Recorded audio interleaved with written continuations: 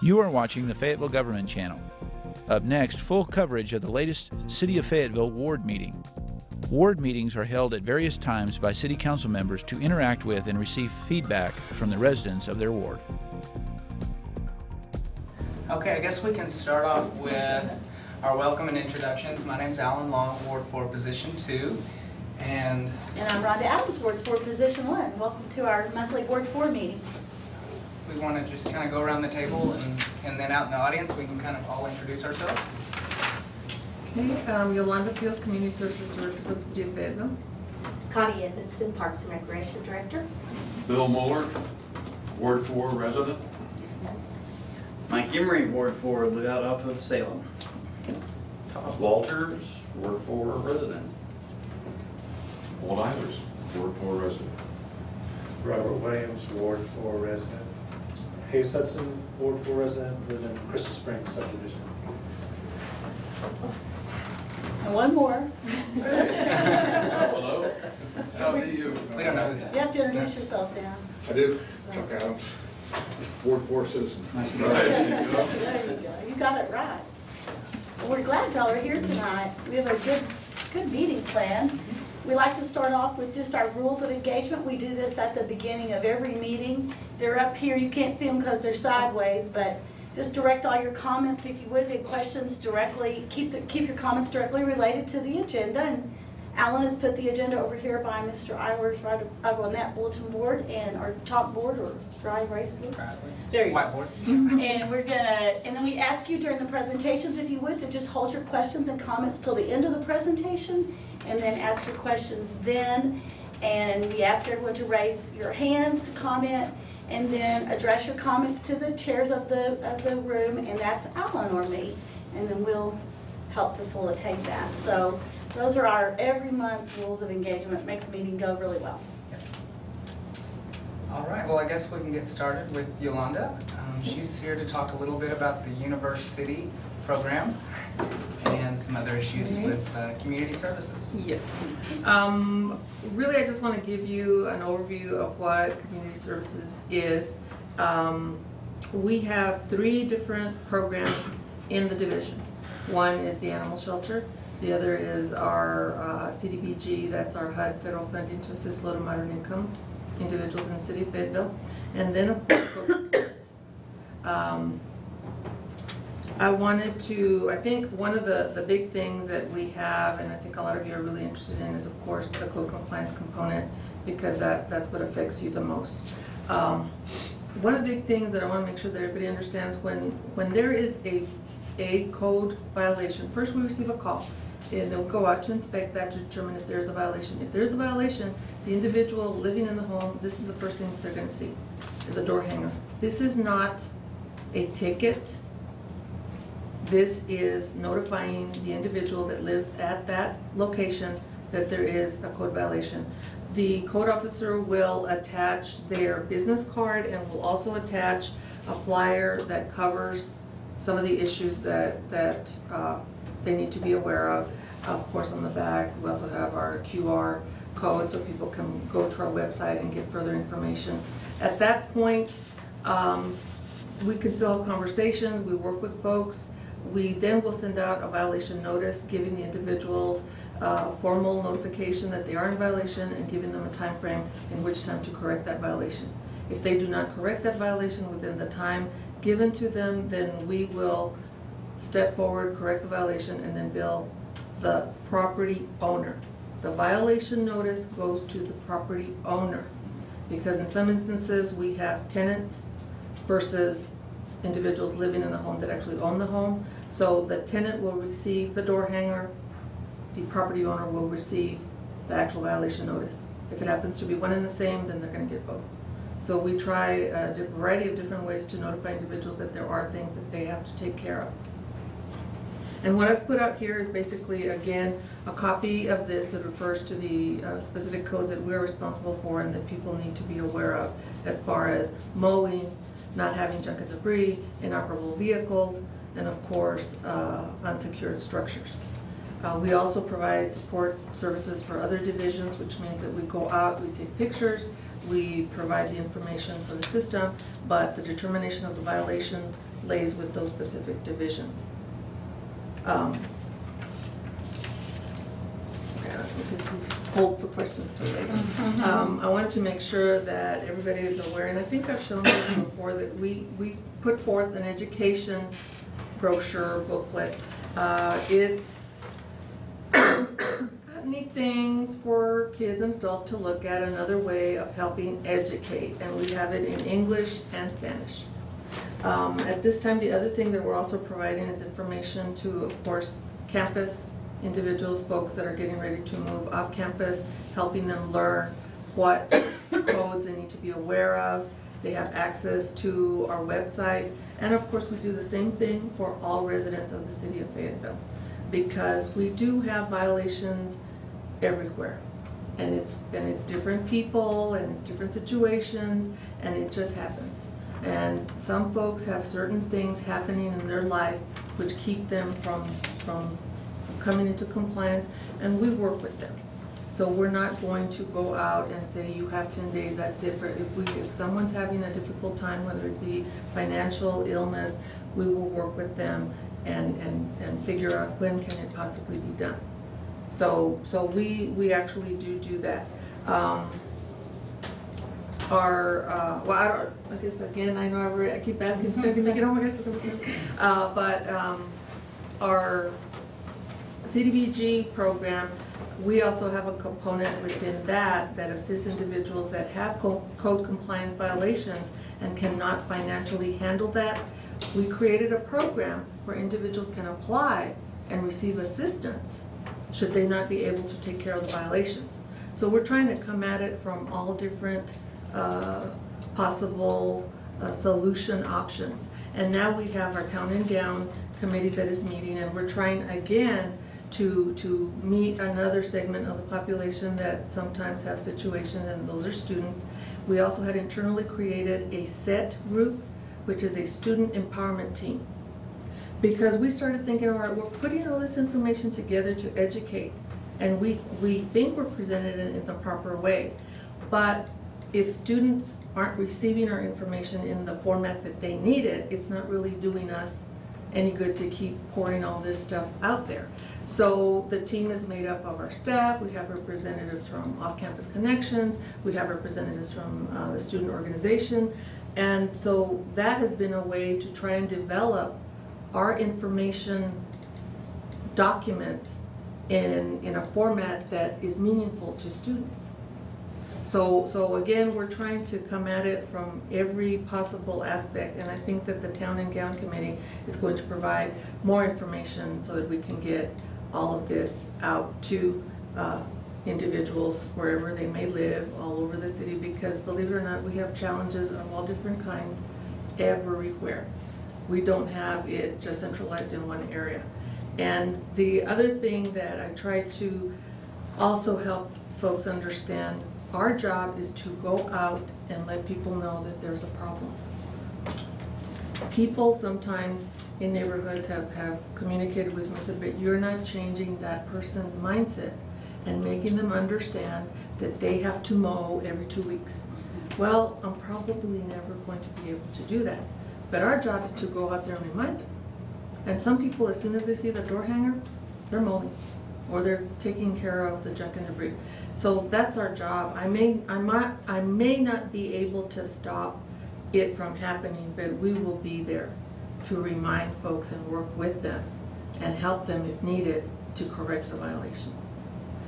What I've brought for you today, we had pulled together a little calendar. We've got our pet food bank, and I guess I didn't really mention too that we also have a pet food bank, and we help individuals that are in need if they have situations where financially, job situations, whatever may have happened, that they're about to have to surrender their pet to the animal shelter. We have a pet food bank.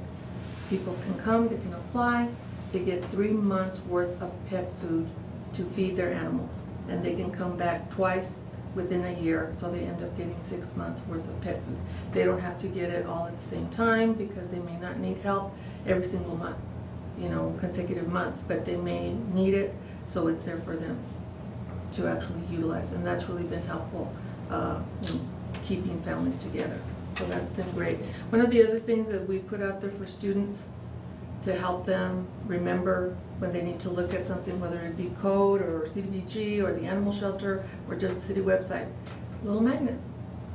And it has our QR codes, and depending on which one you go to, you're going to go automatically to the animal shelter or whatever section in the city website that you need to go to. And I've brought both of these items that are here if you want to pick them up as you leave. I've also brought the information on what are the codes that people need to be aware of. And another neat little item, if anybody's interested, this talks about our pet food bank. On one side it tells you how the pet food bank can help you. On the other side it tells you how you can help the pet food bank. So they're there for anyone to pick up. I think that's everything that we have, unless you wanted me to cover more in depth on CDBG or talk about our successes at the animal shelter. I don't know if that was something that you had thought about. Or... You might mention just how people can apply for funding. They come with a CB.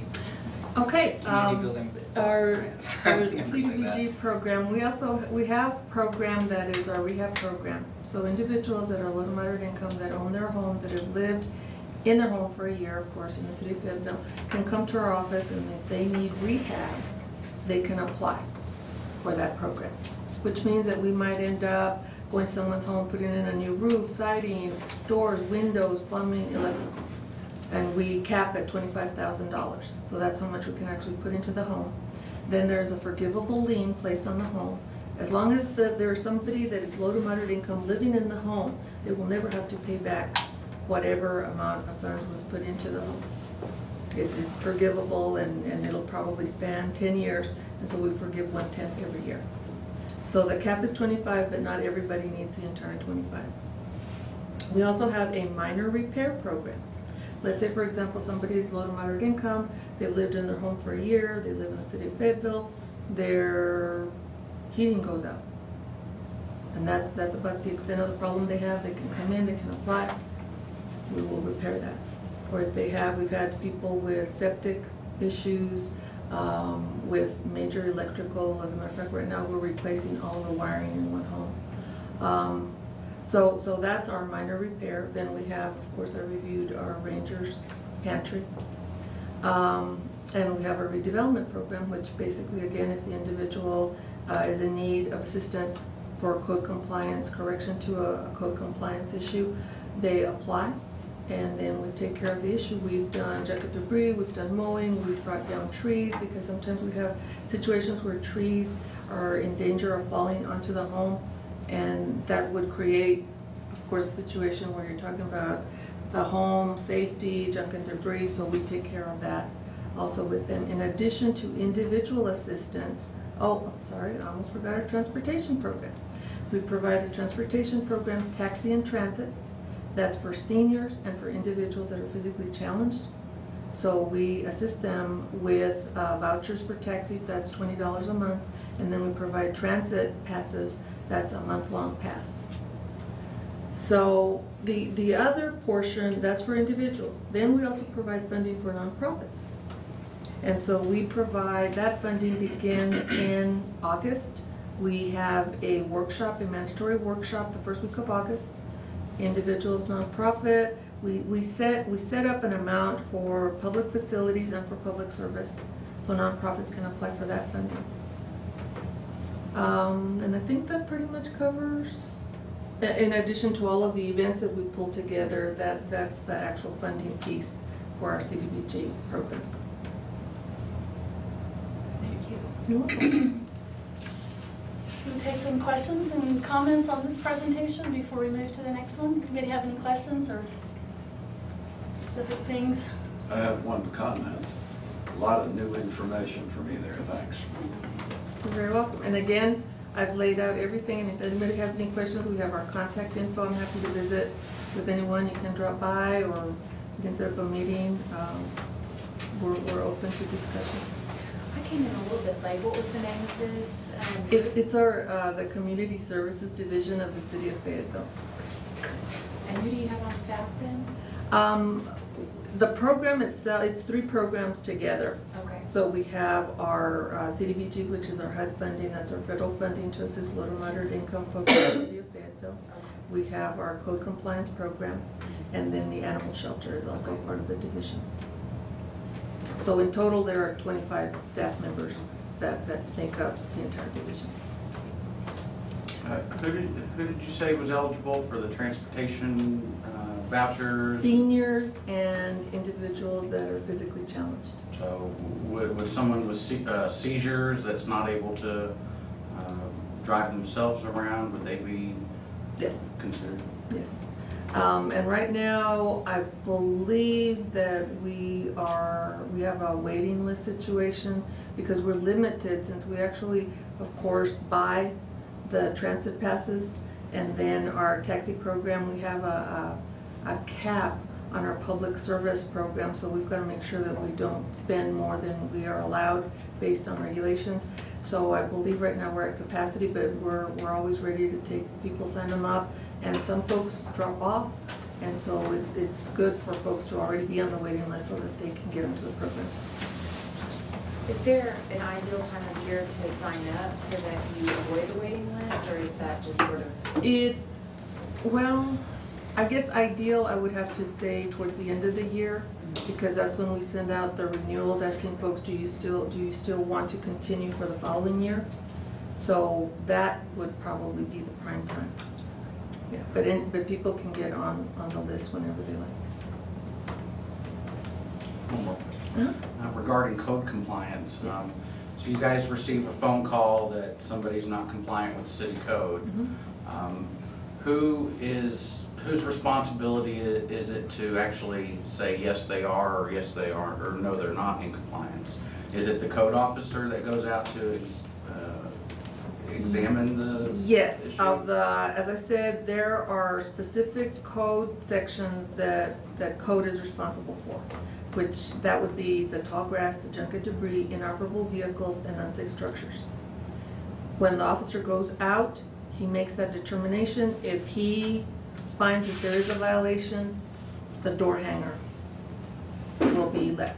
Okay. If there isn't, then there will be nothing. But then we do support services for planning and engineering. So when there are issues having to do with planning or engineering, the officer will go out, take pictures, enter all the information into the system, but the determination and the violation notice will be sent out by either the planning division or the engineering division. So they make the determination on those.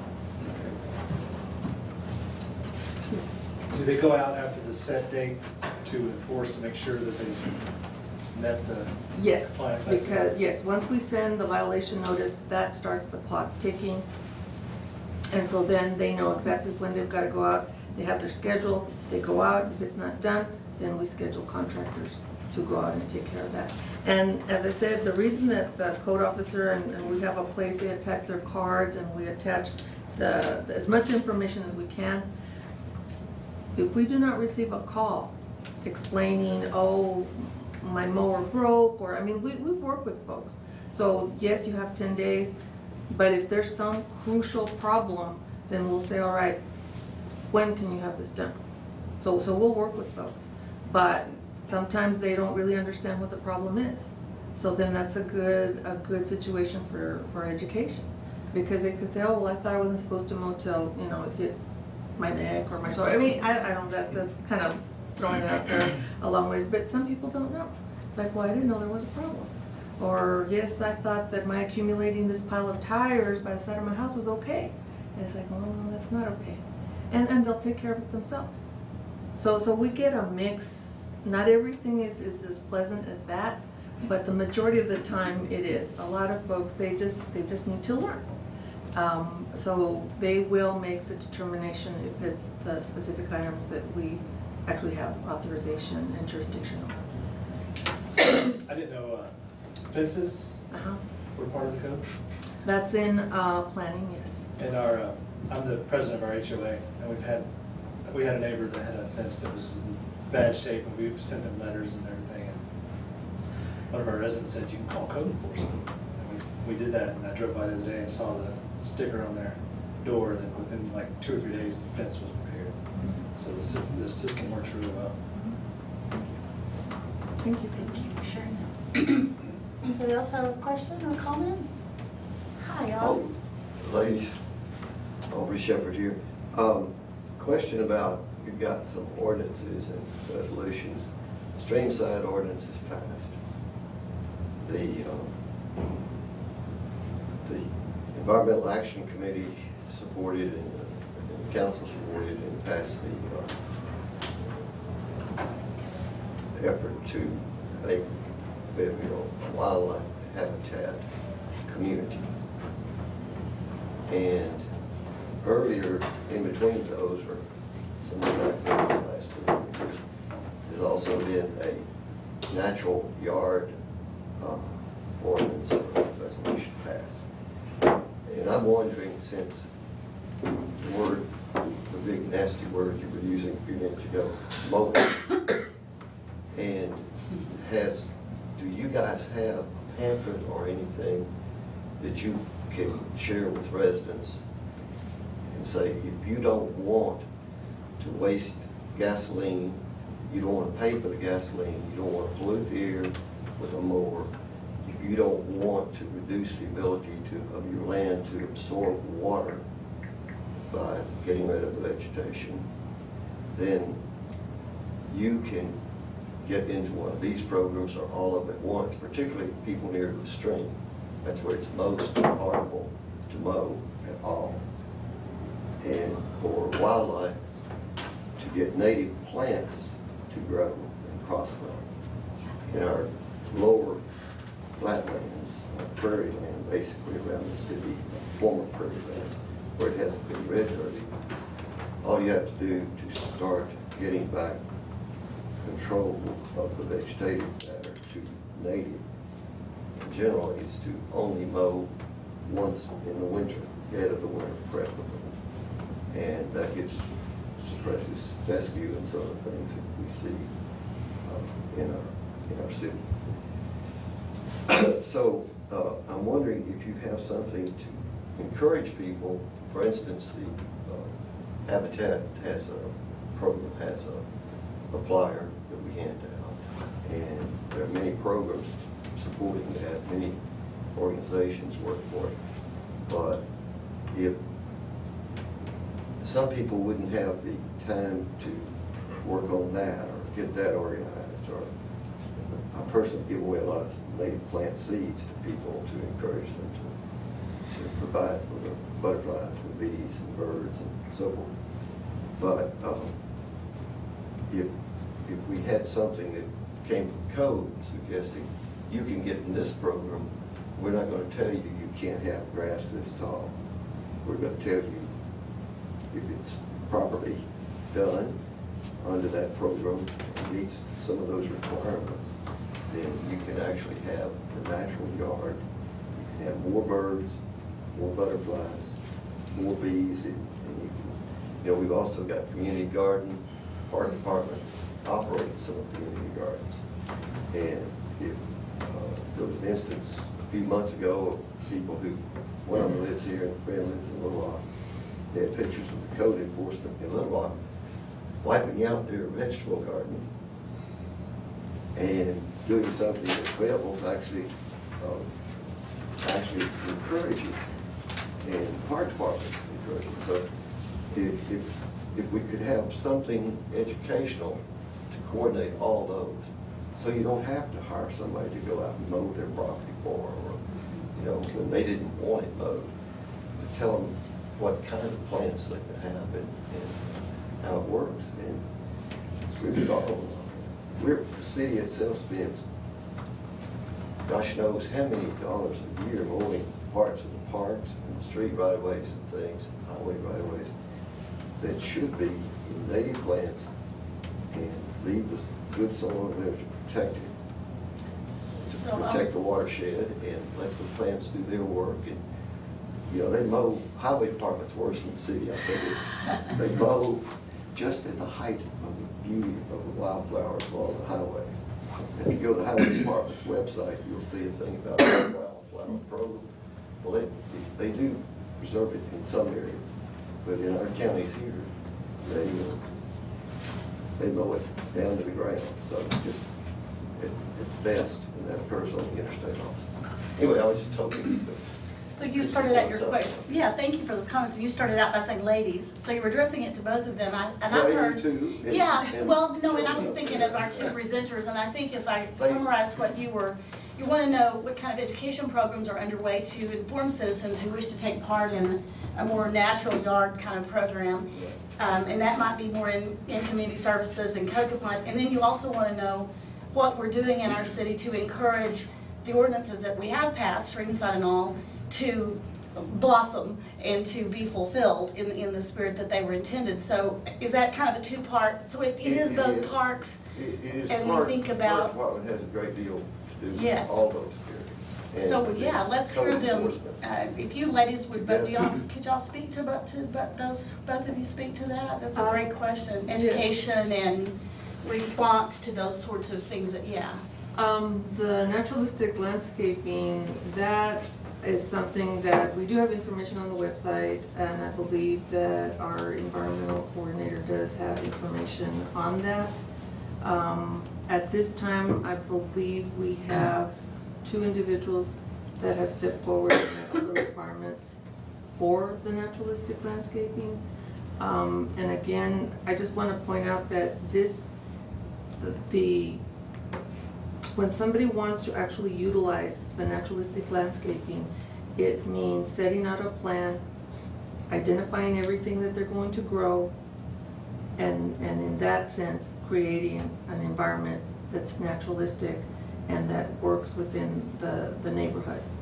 Because neighbors also looking at the situation have to understand that it has been reviewed, that there's been a plan that's been submitted, that the specific items, the individuals have to identify everything that they're going to grow, and then it is approved, and then there is an annual review of the plan to make sure that there aren't things growing that could spread to other individuals' yards.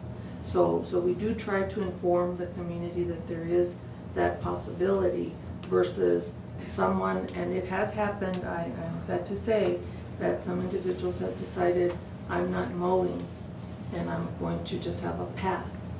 And that doesn't meet the requirements of naturalistic landscaping.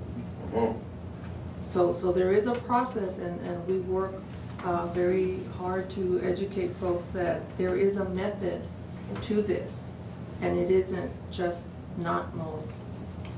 Doesn't meet the requirements of naturalistic landscaping. And we work with parks to successfully help the individuals that actually want to do this and have it be workable within a neighborhood.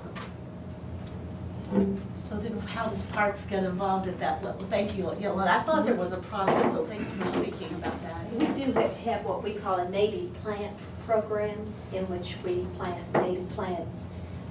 We try to, on some park areas, just depending on what, we try to put it back to trees and to native grasses. That will help us with our mowing. We have certainly have a hard time getting around to all the areas to mow. On our trails, we have one swipe on each side, basically, that we do. We try to put out some wildflowers along, particularly at Lake Fayetteville. We also have our native restoration area, as you're aware of, at Lake Fayetteville. There's probably about 60 to 90 acres that we're trying to restore back to its native habitat. And it's been very successful. And we will be doing another burn at Lake Fayetteville in March.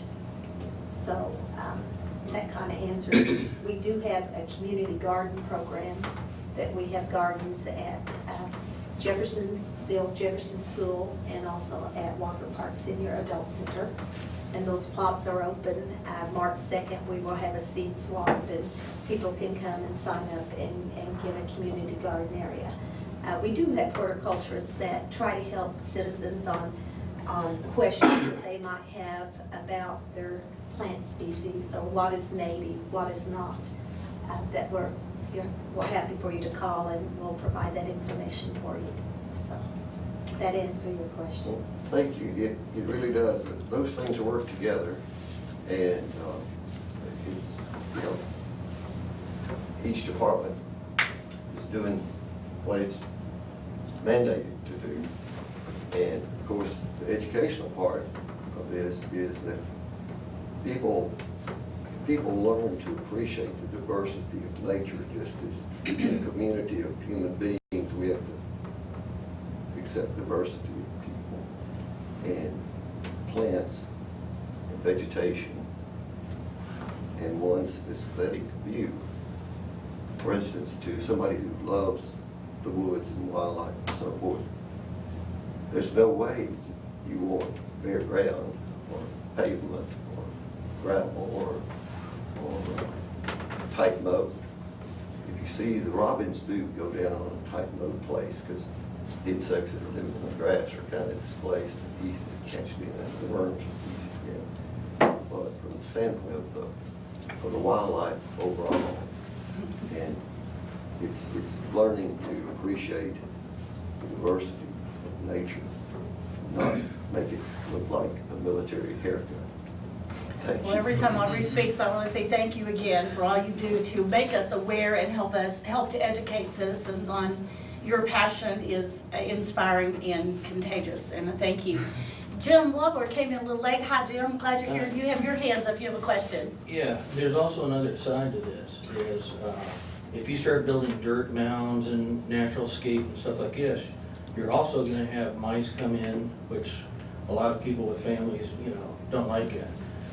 I believe there's a reason why this is done, why people have lawns and cut them is to control their property. I'm 2 streets over from a field. I'm sure if I had 3 or 4 people doing this, next thing I know, I've got a track and I've got mice in my yard. I already caught a possum 2 years ago. So, but there's other critters that may not be welcome. Snakes. They have a place to live. We have a place to live too. So, does the program take that into account? Yes, that's why, as I stated, there has to be a layout of what exactly is going to be done, what types of plants will be planted, if there are designated pathways, is there a perimeter around the environment. As I said, at this point, we have 2 individuals that have actually done it, because I think once some folks had the idea, well, I just quit mowing, and it's nature, and we've spent many days of education and discussion helping them understand that is not what naturalistic landscaping is. You have to actually landscape. Yes, it's more natural. It's not the mowed area, but you're going to have a defined parameter around your property, and then you're going to have to identify what exactly you're going to plant, and if it's not, that it not be invasive, that you have clearly defined paths. So it's a process, and some folks, and I'll have to say, they have not been happy because they thought, if I quit mowing, but I mow a little path, then that's my path. And as you said, I didn't hear you mention anything about pests, though. Well, that's part of the parameter. Anything natural, if it's thicker than my fingers, it's gonna. And that's where the requirement of having at least depends on, like, let's say we have one location, it's off on Weddington, it's a bigger field, they have a 10-foot parameter that has to be mowed. The rest of it can be natural, but there has to be a break for the neighbors. Good. So there's not that contact with the property, because you're correct. If that is left unkept, then you do run the risk of having snakes and rodents and whatnot coming over to your property, which is not what you may want. So as I said, right now we have 2 individuals that have actually gone through the process, that want to do it, and they're maintaining it, and they're doing a good job at it. And I think that individuals, once they realize that it wasn't, the idea was not, I don't mow and I call it natural and I'm done. That's not at all what we're saying. Good. Mr. Rogers? Rhonda, one of the reasons that the botanical garden exists is to demonstrate those plants which are native and natural to Northwest Arkansas and which will survive and do well here. This year, the garden will be joining with the public gardens initiative across the country, and one of the things we're going to be focusing on if in fact you believe it is happening, we'll be helping gardeners adapt to climate change, because our season is getting longer, it is getting hotter, it is getting drier, and one of the things that we'll be demonstrating at the garden is how homeowners can change their plantings, because one of the greatest users of water is a grass lawn. So we will be demonstrating how to mulch, how to have low impact watering, and how to adapt your plantings to a climate change. But that would go very well with Yolanda's program. Could I just throw a shout out to Mr. Walters? Thank you so much for the amazing work that you gave you. I just think we should clap as Ward 4 meeting for Mr. Ivers. That's you were clapping for, Walt. Thank you for all you've done at the Botanical Gardens for all of us, and for the education programs and the enjoyment of that place for the citizens of Fayetteville. You've poured your heart and soul into that, and we appreciate that, all of us, very much. Volunteer. Absolutely. Thank you for all you do for all of us. So, okay, Connie, if we can move on. I'm not very good at keeping us on track. I'm at 6:35, so here you go, Connie. I'm 10 minutes And late. you, I know you. You're so passionate about our Fayetteville parks and trails. You can talk for 2 hours, and we're going to have to cut you off at 7. Yeah, and I'm not gonna, I was gonna kind of give you kind of an overview of our parks. I might tell you one thing that we have done this year. In the past, we have always said we have 72 parks. And whenever we would bring in a new parkland from a subdivision coming in, or we obtain land that would be for a trail, part of a trail system, we would count that as a park. So, and even at Lake Fayetteville, we used to have it as 5 different parks. So we did our counting, and now we have 36 parks. We have 13 what we call natural areas that we keep natural, and then we have 14 trails. So all in all, we have about 3,900 acres of land and water that we're responsible for throughout our city. But in Ward 4, I was going to talk a little bit specifically about that. We have 122 acres of trails and parks. We have 12 parklands, and I thought I might just I know this is a little map. I didn't know how many would be attending. But I'm going to go through each of these, and if you have some questions, I guess you want us to wait till the end for the questions. Yes, if you have a let's question, just hold your questions. hold the questions till the end. Okay. All right.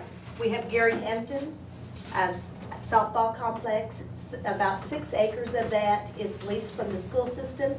The outfields of field number 1 and number 4, and our parking lot that we built is actually on school property, so we lease that from the schools and have had a great arrangement with them for many years. Gary Hampton is home to our men's softball, men's, women's, and co-ed softball league, in addition to Lake Fayetteville, and also our girls softball program is administered there. Just up the road from Salem, on Salem Road from Gary Hampton, we have Salem Park. There's about 2.5 acres there.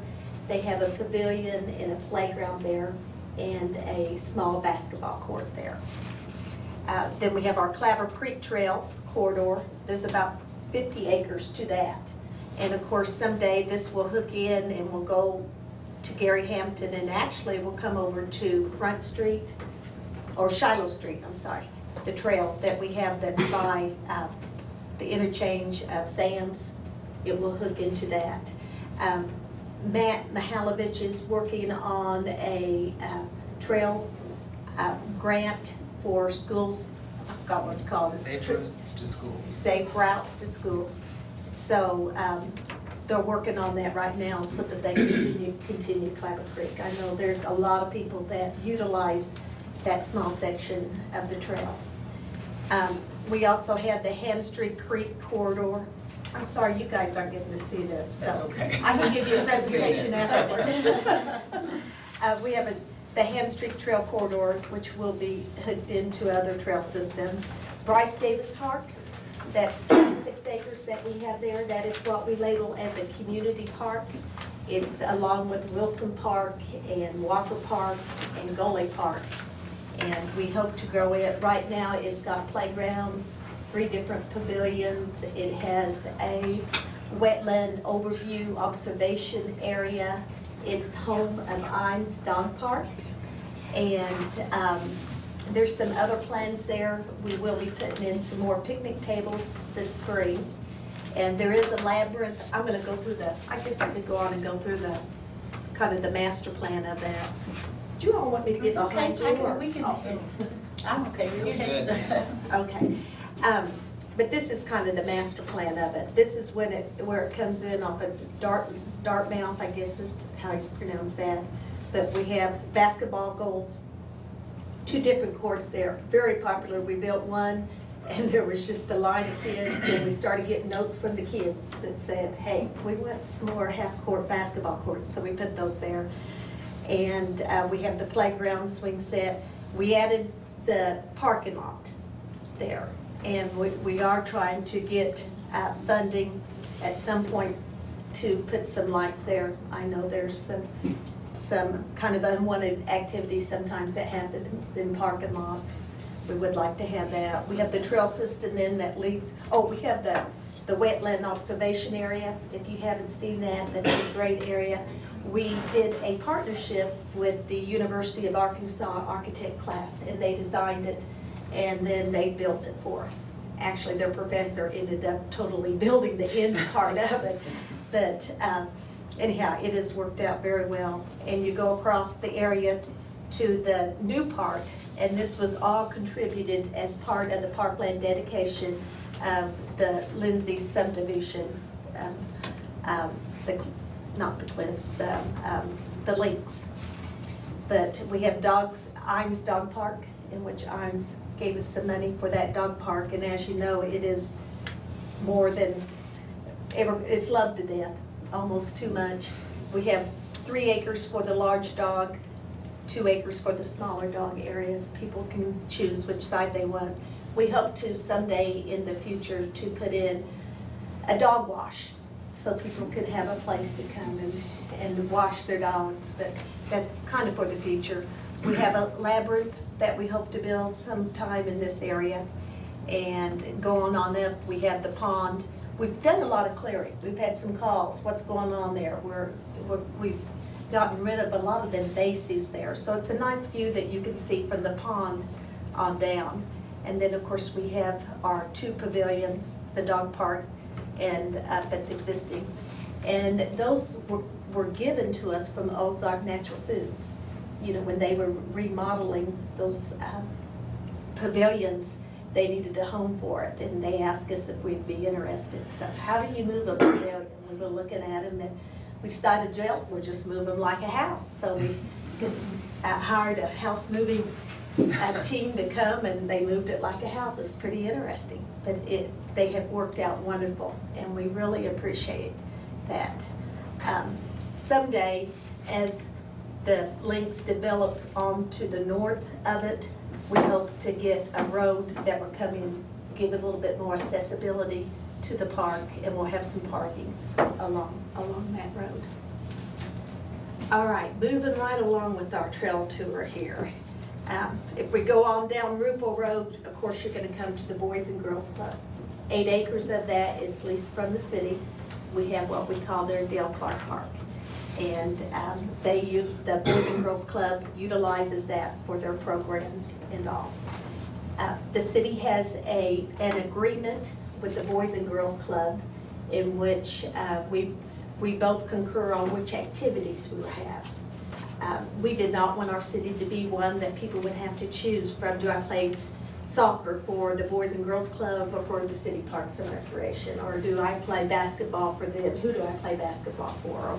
So we have a contract on who offers which programs, and we give them $250,000 to help with the basically the indoor programs. They also have, of course, the football program, and their camps during the summer is what we do also. But we have a great working relationship with them. If I go on to the south, if you're driving down Weddington and you come to Double Springs Road and you take us south, there's a little park there called Harmony Park and Harmony Point Park. And I think there's around 5-6 acres there, but we have a pavilion and a very nice playground there. And in the future, we hope to have some trails off of Persimmon and all that would loop into Harmony Point also. You go to the north, we have Bundrick Park, which is just a small little park, but it does have, you know, a nice playground area and a pavilion. And then we have Red Oak Park, which actually joins 3 different subdivisions together, Bridgeport, Fieldstone, and Willow Springs. It's an 8-acre linear park, and that's how we obtained that. And this year, we have in the loop to replace or put back in a playground. We actually had a playground that was burnt to the ground. It was pretty devastating to see a playground totally burned down. But those children in that area, I know it wasn't the children that did it. It had been an adult that went to that capacity to burn it down. But we do hope to we will be rebuilding that this year. And I think that's all the parks that we have. That's 12 different parks plus trails that we have. If I may ask on that, on Red Oak Park, which I've been going there for a decade, Yes. photographing the steps through the changes and things. Is the new playground equipment going to be relatively fireproof? We're going to try to make, yeah. We've looked at some boulder climbing walls and things like that. So we're going to make it as fireproof as possible. But that, what you had put in there was fairly new. And it was, Yes. Was it a plastic, a composite kind of material? Yeah. It actually, the steel though was burnt down. I mean, it got so hot. It's just kind of devastating. It happened over at Holcomb School a few years before that. 4 years ago. Mm-hmm. Right, I mean, it was like 3 days after y'all put that in, somebody burned it down. Mm-hmm. So it's. Connie, you told me at one point how much it cost to replace it's a lot of it. Yeah. And Playgrounds cost, it just depends on what, you know, what you're getting, but anywhere from, a playground that was in there was priced at about $25,000 is what we got from insurance. But playgrounds like Harmony Point is about $150,000. We got a grant, they helped us put that in. But playgrounds are very expensive, and it's pretty much the surface that's underneath them. And we all like that kind of rubbery surface because a child could almost fall and bounce back up. Whereas in the old days, they'd fall down and break their arm or something. So it, you know, it has a lot of benefits, is extremely expensive. However, if it keeps our children safe, it has been. We are trying to go back to some wood chips that are ADA accessible. You know, the problem with that, you have to keep changing it out. You've got to make certain it's spread correctly because underneath slides and stuff, you can't put mats. And you can see we went to those types of surfaces like at Gully Park and at Gordon Long Park, at Wilson Park with those swing sets. We put wood chips underneath them, those that like to swing. And we have some mats underneath them that helps so that keep kind of the wood chips in, but it provides that protective surface underneath it. So, Connie, what would be the best way to propose to the city, you know, trail access? Like for instance, the Clabber Creek yes. Trail, is that, no, I guess that's down a little further to the right. Hamstring? Yes. As of right now, that is only accessible to one small subdivision of duplexes. There's a whole nother subdivision to the southwest of that trail that has absolutely no access to that trail without going around to Porter Road and coming into their subdivision. I was looking to see, and I might tell you a little bit about our trail program. I mean, what would be the best way to propose that? I think it's on the trail plan. I don't. It is on the trail plan. Is it? That's But great. the year for it is 2015, and the other part, of course, we have some existing on Hamstring Creek Trail in that subdivision, and then they plan on doing just a little bit more to the land to the west of that. So, and they have proposed, we have a piece of property right there future trail. But all these dots are future trails. So, and I did make a few of these, the 5-year program for anyone who would like to look at it, and some on-street bike facilities. So you can see, because a lot of our trail systems will be connected to on-street, such as Rupel Road. It has a shared road, but if anybody who's interested in that. But to get it on a map, you can ask me, or we can, visit with Matt and try to get it into the program. Parks and Recreation, when we go to develop a park, and you all probably have the newest parks kind of in our system, because the northwest part of our city has grown so fast. But when we go to develop our park, we have a neighborhood meeting in which we ask our neighbors, the neighborhood, what do you want in this park? And then we go to the drawing board. We have 2 park planners on staff, a landscape architect and an engineer, that come up with a plan according to the money that we have available. And then they go back to the neighborhood, take their plans to them, their design, and then if they like it, then we go forward to our Parks and Recreation Advisory Board to have that master plan approved at that park. And that's what we did with Bryce Davis. But, we always relook at them. Different people move in, there are kind of different needs. But we're trying to connect our trails in our park system as much as possible. But after looking at that, Todd, if you want to visit with me afterwards, if we're not connecting quite the right place. It looks like you guys have already got it planned on there for it's a great trail, and we can actually access it by walking through a field and up a little hill, but between you have to make your own trail. Yeah, right. Literally between 2 people's houses. Yeah. But no, that's great. And actually, to get them moved up, the process that we do have a trail coordinator, Matt Mihalovich, and he's actually housed in the engineering department. He has access to the land agents to help him to get the land for easements or donations or whatever. Okay. And then he goes to once they decide what they're going to build, then it goes to transportation, who actually builds our trail system, most of our trails. Sometimes, once in a while, they will contract those out, but they build them. Once the trails are built, then they come to Parks and Recreation for it to keep. So it looks like they're going to connect Hamstring Creek Trail with the dog park trail. Yes. That'd be nice. Great. Yes. Okay. Thank you. And Rupel Road will be it will be an on-street linkage. And if there's not enough of those, I do have that in PDF form if anybody wants me to email it to them. And it is on the website. It's actually on the website. It's there too. Yeah, that'd be good to. Is there any other questions or recommendations? This is how we get our list, our wish list, is when people say, hey, have you thought about this in a park? I'd like to have this, and we go from there. You ever had a trail built by volunteers? Lots of soft surface trails. That's what I was thinking. Yes. Could be a temporary until you can get around and pave it or whatever you gotta do.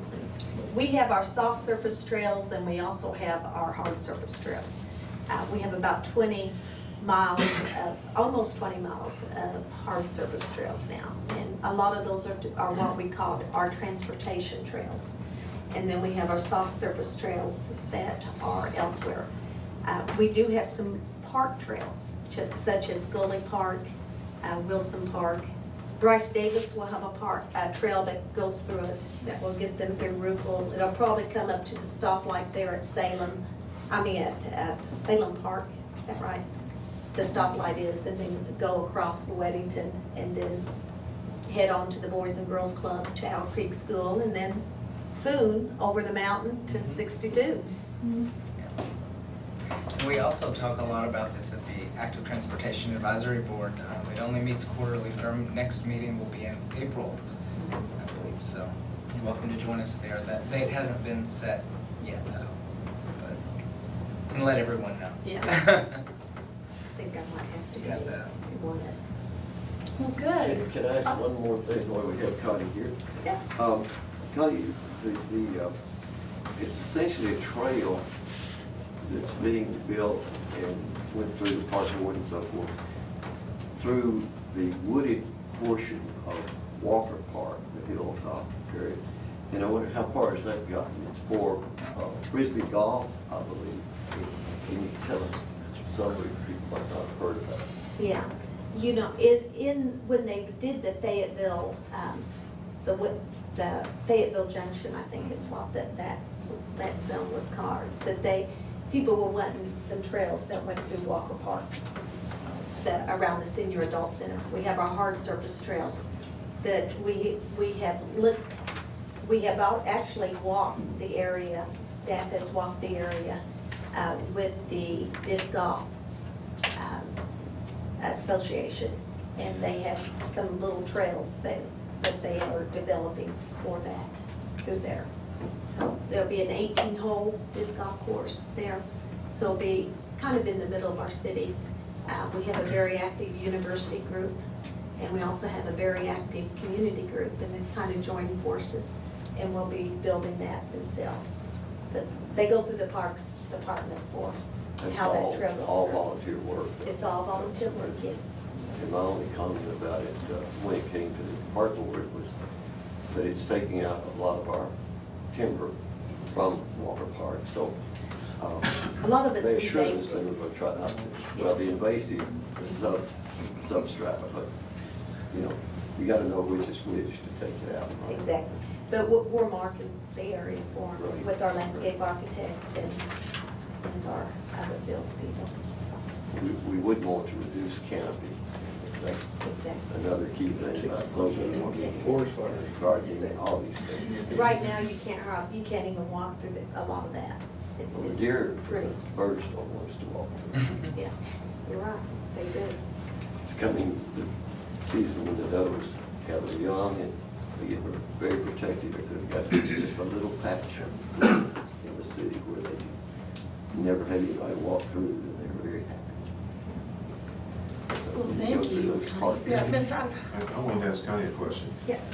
It's not a park, but down on Royals Road, adjacent to the waste treatment center is the Prairie. Is that ever going to be open for trails? There's some great stuff happening there. Yeah, and you know, we've had some talk about that, but I don't think, a plan has not been finalized yet. We really haven't been in much on it. At one time, they talked about a trail, another time, there were people that were interested in horseback riding paths going around it. So I don't know exactly where they are with that. I met with a woman last week who is interested in talking with the city about doing some urban agriculture in that area, even some greenhouses, maybe some community garden, utilizing that, some of that, not the protected land necessarily, but some of the property around it. With some very good ideas, and she's working with the University Sustainability Center. She's an architecture student. She's working as a project, but there are lots of really good ideas about how we might utilize that property, and I don't know enough about what the rules and all are about wastewater treatment plants and what citizens can do around it, but thanks for mentioning that, because I think it is something that we as Ward 4 residents ought to talk about, all the possibilities. And that's still open, Walt. Yeah. You know, I think it's still Well, open. the reason I asked the question, there are virtual trails there when we've gone down to help with removing the invasive species. There are natural trails, but it's such a great area that it would be. And we're going to have some more. Some trails there. We're going to have some more information on that. I think in April, I've extended an invitation to Bruce Shackelford to come talk to our group about Woolsey Wet Prairie and the opportunities we have for expansion of that area. And also some interested groups do want to put in some community gardens, but important to keep that, in a separate area from the prairie, because they're trying to keep this plant species separate. And they'll be preparing, they'll be at the Water and Sewer Committee meeting at our March meeting to talk about their controlled burn that they're preparing to do there. So we'll have some more information very soon on that. Well, thank you. The active transportation meeting is April the, April the 10th. That's Wednesday? At 5:30. 5:30, active transportation. Okay, well, thank you, both of you, so much for 2 great presentations. I thought we could have used another hour of it. Yeah. And we have, I brought calendars and magnets and handouts if anybody wants to take any of that with you, as much of it as you want. One thing I learned about both of them is they're very responsive to emails, and so if you have questions to ask them directly, please do so. You can find them on the city's website very easily. Thank y'all so much. Great job. Looks like we have about just a few minutes, a couple minutes to talk about. Anybody have any neighborhood topics or city special things, any special requests for next meeting? In March, we're talking about doing, there's a wonderful Word for woman named Patty Williams, who's, as a part of the Fayetteville Inclusion Group, has 3 women have broken off to start this Compassion Fayetteville group, and Al and I both attended on Saturday at the Fayetteville Public Library. It's a very good kickoff to a wonderful program, and we are inviting them to come to speak in March for a few minutes about that, and then we're also thinking about inviting Matt to come back and talk a little bit about Ward 4 Trail specifically, maybe get a little deeper talk about some of these questions that we've discussed tonight. So that will be our March meeting on the 25th, the last Monday night of every month at from 6 to 7 right here in this room. And then, like I mentioned to Walt, April 29th will be when Bruce Shackelford, he hasn't confirmed 100% yet, but I have invited him to come speak with us. So that'll be March and April, 2 really good meetings you won't want to miss. Bring all your friends but really, I encourage you to get involved in the Compassion Fayetteville group too. It's a very wonderful thing. We've made a lot of efforts with habitat and wildlife, and now we're going to make a little more effort with our human friends. Yeah. Last I checked, wasn't talking to anybody in this room. So yeah, we've got some really exciting citizens in Ward 4, and as we see here in this very room, our Ward 4 friends. And so thank you. Anything else, Alan? I think that covers Thursday's the last day to apply for boards and commissions. Several of them here, if anybody's interested, I brought, but Thursday 5 p.m. We love it when Ward 4 citizens apply for boards and commissions. We like when all Fayetteville citizens do, but Ward 4 we kind of like a lot. Yeah. There are a lot of open positions. A lot of openings: advertising, promotion, animal services, audit committee, civil service, construction board of adjustments. And the animal services position, that's my old spot. That's your seat, hope someone applies for that. Good deal, good, good. Well, everybody be safe out there in the weather tonight, and thank you all for coming. Put it on your calendar to be here last Monday night in March. All right. All right. Thank you. Thank you. Good night.